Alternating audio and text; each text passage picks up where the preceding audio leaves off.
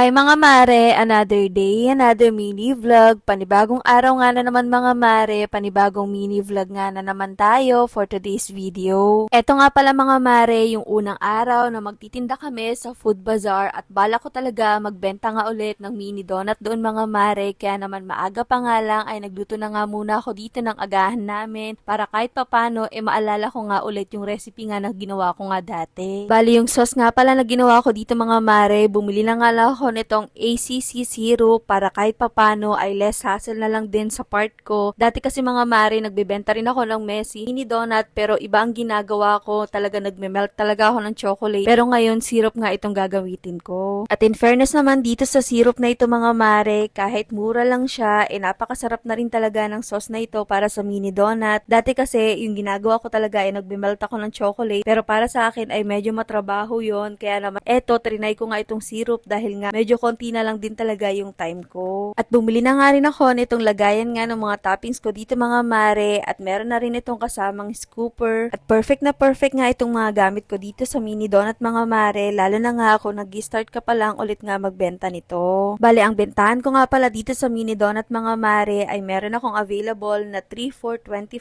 pesos at yung pangmaramihan naman mga mare, 12 pieces for 100 pesos. At ang kasama ko pala magbenta sa food bazaar mga mare, etong kapatid ko at yung pinsan ko. Kaya naman sabi ko nga sa kapatid ko habang maaga pa nga dito at inaayos ko nga yung ibang gamit, ilagyan niya na nga rin ng sticker itong mga cups na gagamitin nga namin. At dahil medyo naghahabol na nga rin kami sa oras dito mga mare, kaya naman after lunch ay nagumpisa na rin ako dito magluto nga ng mini donut. Medyo marami nga yung ginawa ko dito mga mare dahil kasi merong event ngayon dun sa bayan namin. Habang nagluluto nga ako ng mini donut dito mga mare, dito naman sa kabilang side ay gumagawa nga ako ng mixture at tuloy-tuloy ko nga lang talaga ito ginagawa mga mare para yung luto ko ay tuloy-tuloy lang din. At talagang wala akong sinasayang na oras or minuto dito mga mare, lalo na nga kapag may mga gantong event nga ay talaga namang kailangan talaga mabilisan nga ang trabaho. At habang nagluluto rin ako dito mga mare, yung mga gamit nga na dadalhin ko dun sa tinda ay unti-unti ko na nga rin inaayos dito para pagkatapos ko nga dito ay may konti pa akong pahinga. Then after nun ay pupunta na nga kami para nga magtinda. Alam nyo ba mga mare, meron pa nga akong trabaho nga na kailangan gawin, tapos meron din akong kailangang i-edit. Hanggang ngayon talaga mga mare, hindi ko pa talaga maisingit dahil nga syempre maraming ang ginagawa at hindi ko na rin alam kung paano ko ba maipagsasabay nga. Pero syempre dahil kailangan time management lang at mabuti na nga lang din, kinausap ko nga yung katrabaho ko, nabigyan lang nila muna ako ng time na tapusin ko lang itong food bazaar dito na event sa amin. Then after nun, dun ko nga gagawin yung trabaho nga na pinapagawa nga nila.